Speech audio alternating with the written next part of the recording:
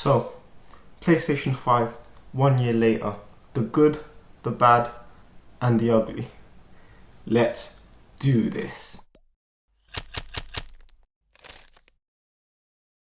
So, it's been roughly a year since the PS5 launched.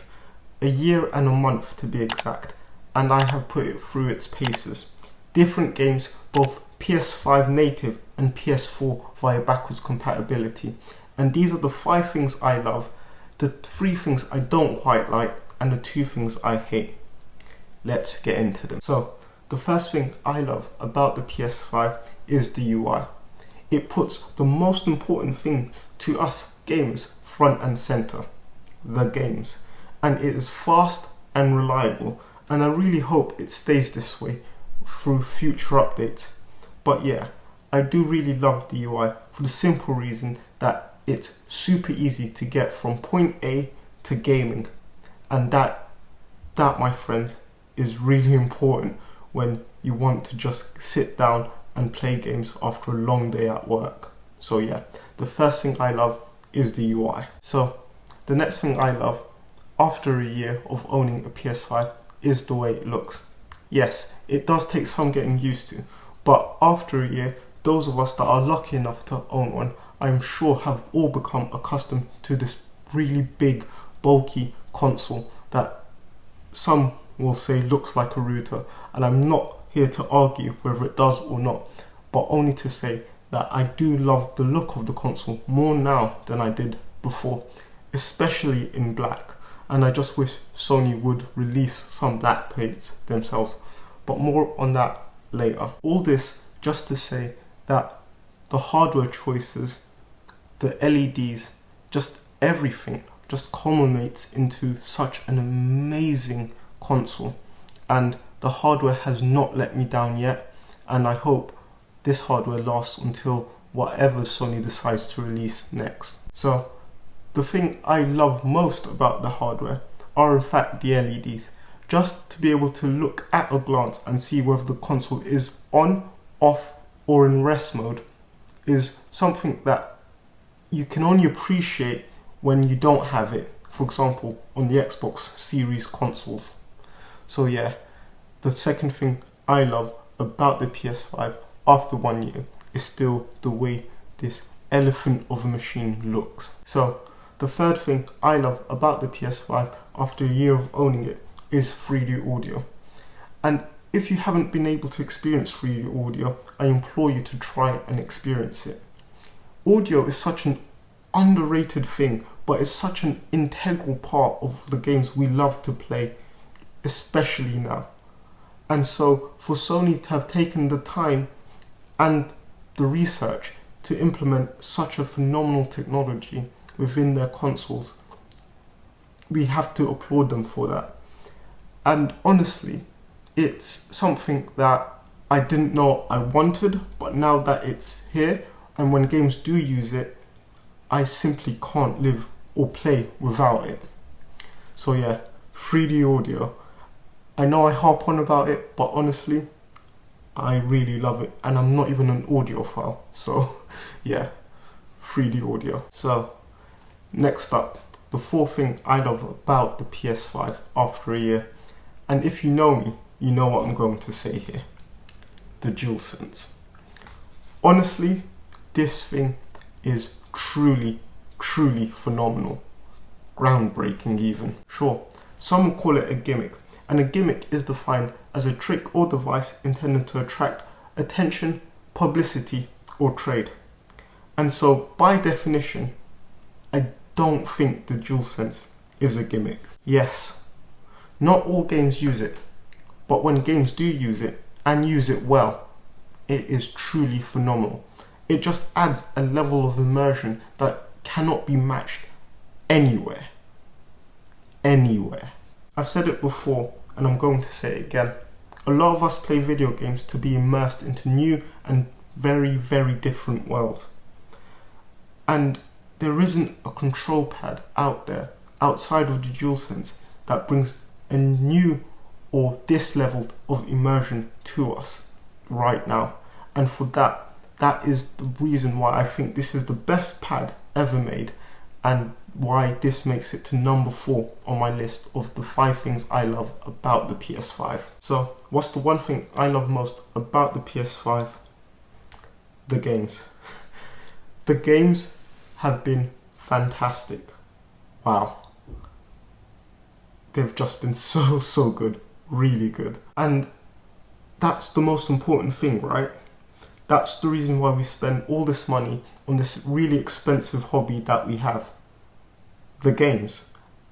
And I'm pleased to say that the games on the PS5 have not disappointed in the slightest. I'm talking more so of the PlayStation first-party exclusives that Sony have delivered in the first year of the PS5's life. My highlights so far have been Ratchet & Clank Rift Apart, Astrobot's Playroom, Spider-Man Miles Morales, and Returnal, which I do need to go and finish.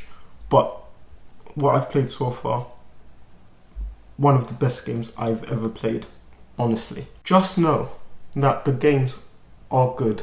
The games are very good. And this is just the start. And I cannot wait to see what new games and new experiences are thrown at us in the years to come. But yeah, number 5 on my list of the things I love about the PS5 after 1 year are the games. And that is the most important thing, that the games are good, which they are. Very good. So now the 3 things I don't quite like about the PS5 after owning it for just over a year. So the first thing I dislike about the PS5 after owning it for just over a year are the lack of custom plates. I mentioned earlier that I love the look of the PS5, especially in black, but I've had to go through a third party to get a black PS5. And I just wish that Sony would have just released some black plates by now, and they haven't. But what irks me even more is Sony, PlayStation themselves came out before the launch of the console and said that this would be the most customizable console we had ever seen. Yet it is the competition that have released a custom variant of their console, and we're still stuck with a stock white PS5 with Sony going after third-party plate manufacturers, but yet not giving us what we the consumer truly want, which is a choice of design and colours for our PS5. So yeah, it just wants some plates really after a year of owning a console. The second thing I dislike about the PS5 after owning it for a year is M.2 SSD. Now don't get me wrong, I think that this is a much better solution than what Microsoft went with on the Xbox. But I think the execution is poor. I think, and I'm not an engineer here, but I think there must have been a much better solution than having to remove the plates, unscrew, pop it in, and then screw it back together. And I don't even think that's the biggest issue here. I think the biggest issue is that, yes, it is clear to us, but it's not clear to the general public what SSD will actually work within the PS5.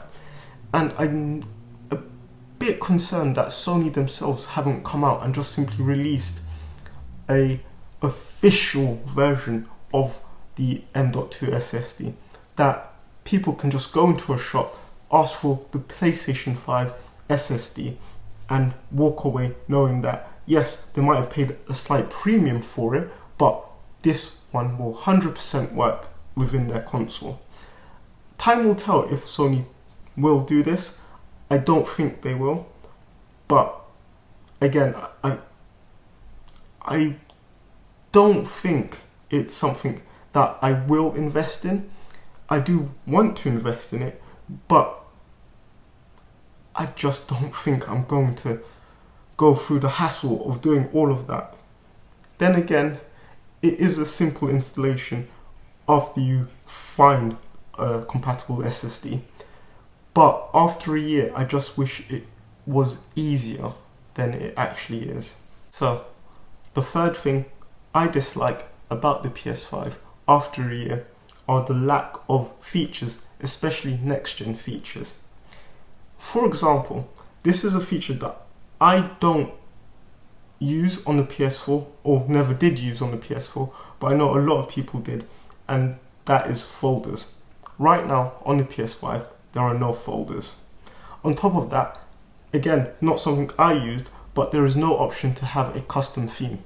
Again, with the PS5's new UI and how games just overtake the whole page, I'm not sure if a custom theme would work on the PS5, but I'm sure Sony have loads of software engineers that can figure out a way to make it work. But I think the one thing that disappoints me the most is the fact that the PS5 has been touted to have this amazing super fast SSD, which it does, but it's the competition that has used a groundbreaking feature of having a super fast SSD, and that is quick resume.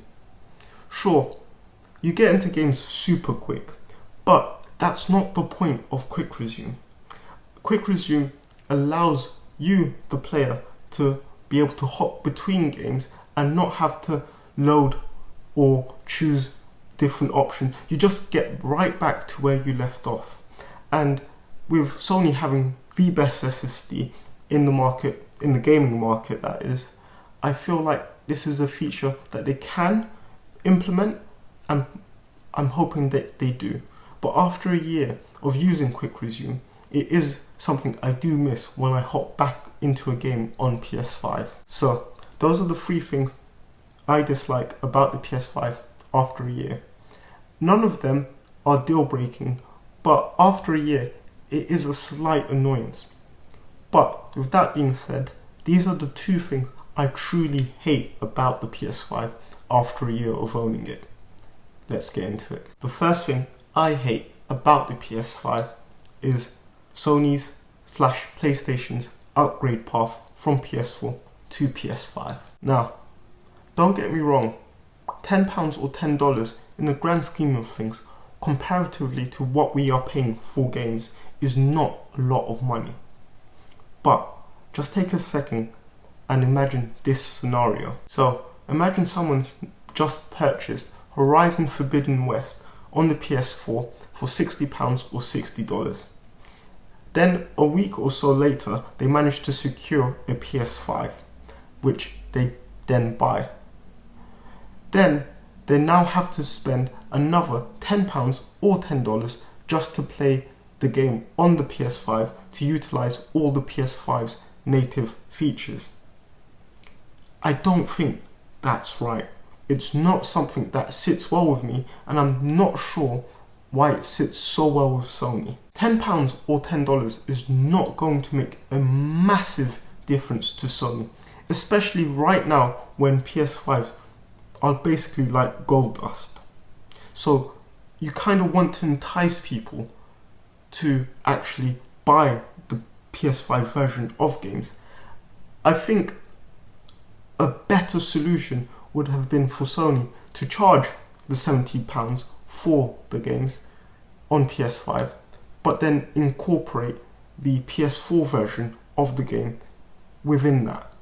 Because then at least that way you're still getting the £10 benefit of the PS5 upgrade, but you're at least saying, well, you're going to buy a PS5 in future, here is the PS5 version of the game, but when you pop it into your PS4, it will download the PS4 version of the game.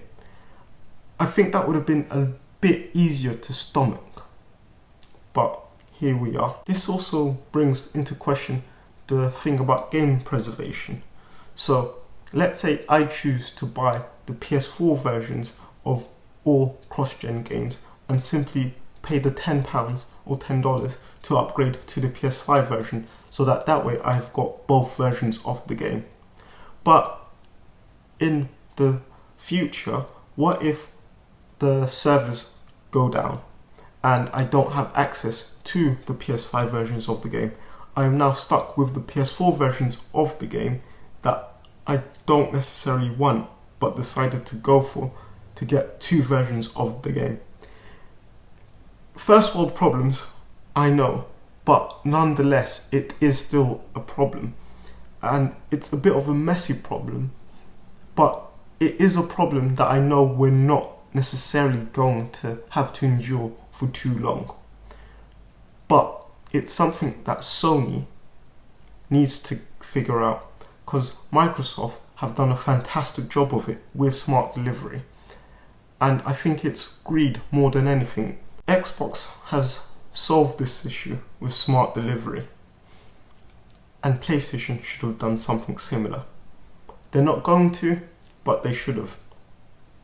And yeah, that's why this is the first thing I really hate about the PS5 after a year of owning. This brings me on to the second thing I hate about the PS5, and that is the price of entry.